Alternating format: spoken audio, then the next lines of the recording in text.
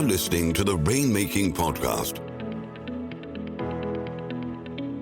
hosted by high-stakes headhunter, author, and professional speaker, Scott Love. Hey, this is Scott Love with the Rainmaking Podcast. Thanks for joining me today. And my special guest is me. I'm doing a solo cast, what a lot of people call. This is where I share ideas, things that I've learned that will help you. And this is one of our Tuesday lineup for those just in the legal profession. As you know, I've been working in legal recruiting for quite some time. I've been in the recruiting industry for 30 years.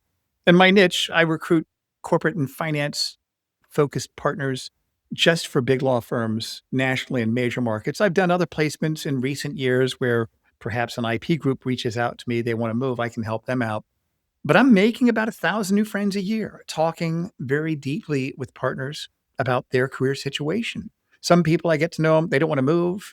We're chatty, we're friendly, I'm learning about them, and I'm making another friend. And I learn things. Every time I talk to someone, I learn something from them. And I've met some very successful partners that have done very well in their firms, and I wanted to share some of these ideas and lessons with you. And our topic title today is called Strategic Growth for Law Firm Partners. So there's a couple of themes with those professionals that have done very well. They really take the growth of their practice seriously, and they've kind of gotten over the fact that, well, I don't want to be a business developer. I just want to be a good attorney, keep my head down, serve my clients, and practice law. And that's totally fine in some firms.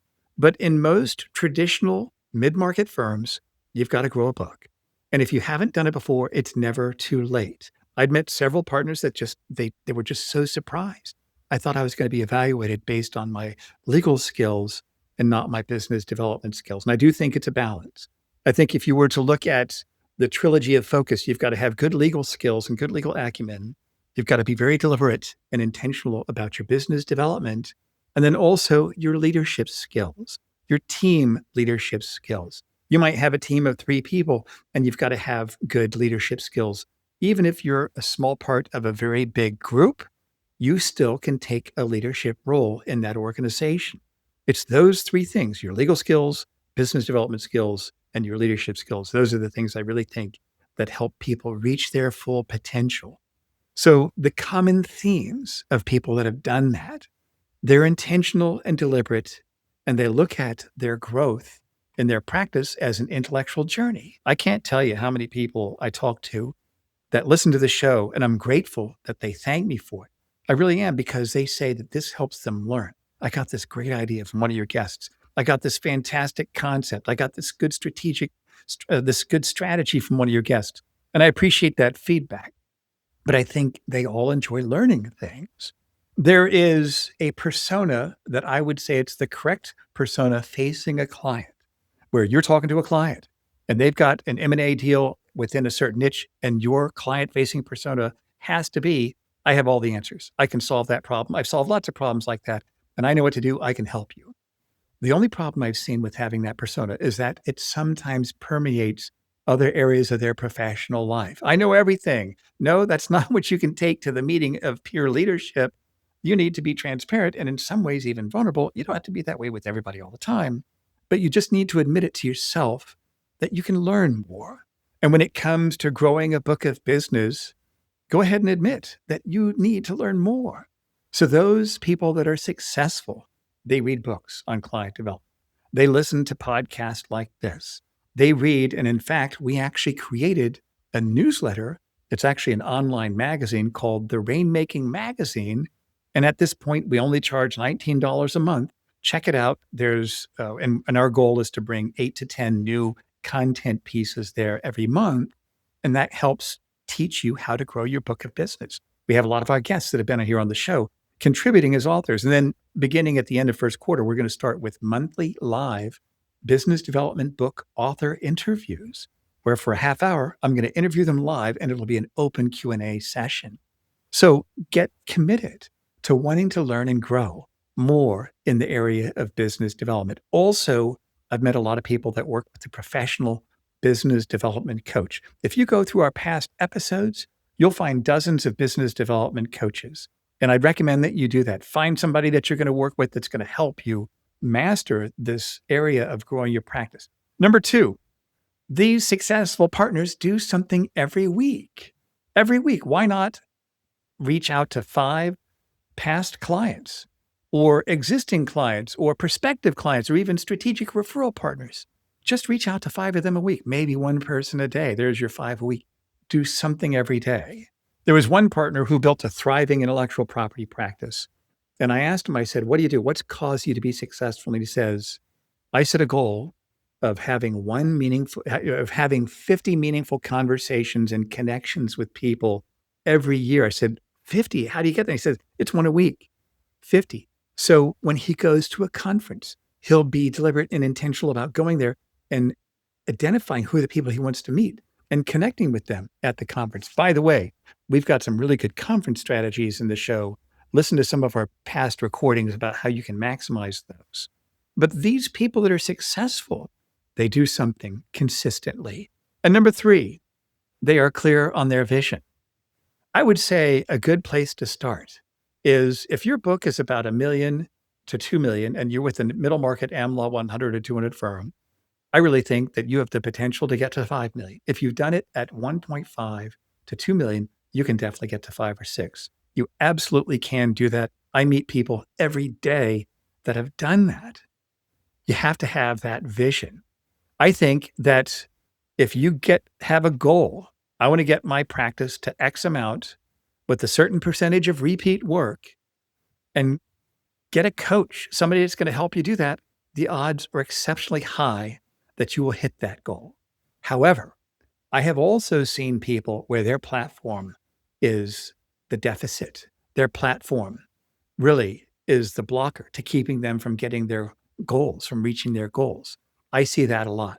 Partners leave law firms for one of 2 reasons, either leadership issues or strategy issues.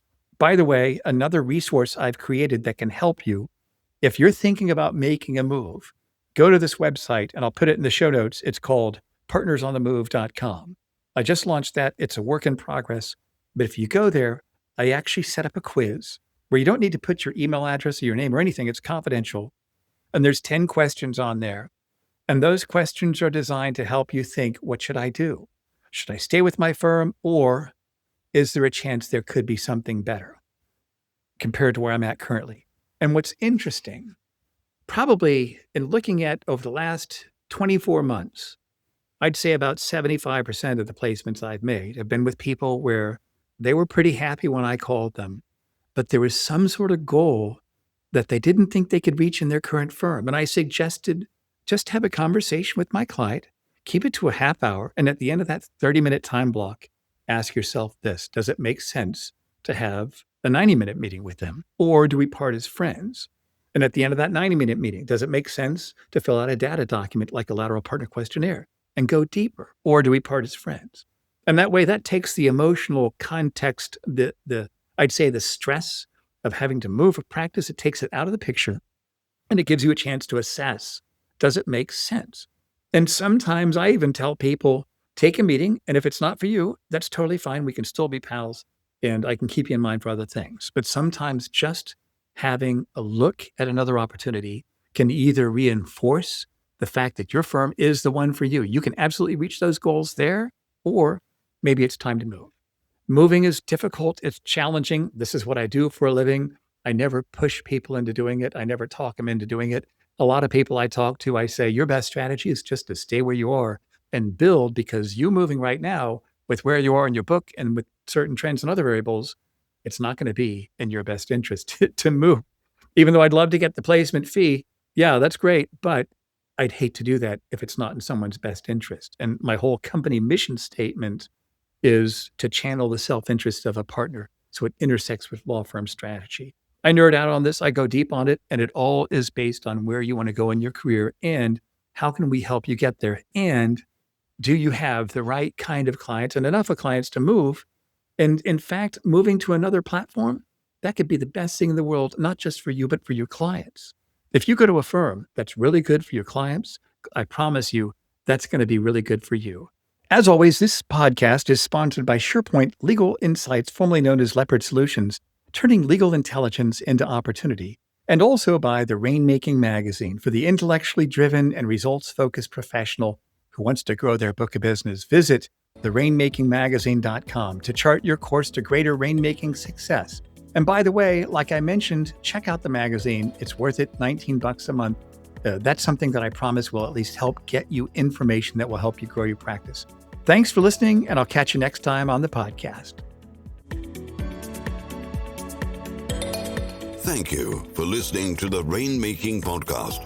For more information about our recruiting services for international law firms, visit our website at attorneysearchgroup.com. To inquire about having Scott speak at your next convention, conference, sales meeting, or executive retreat, visit therainmakingpodcast.com.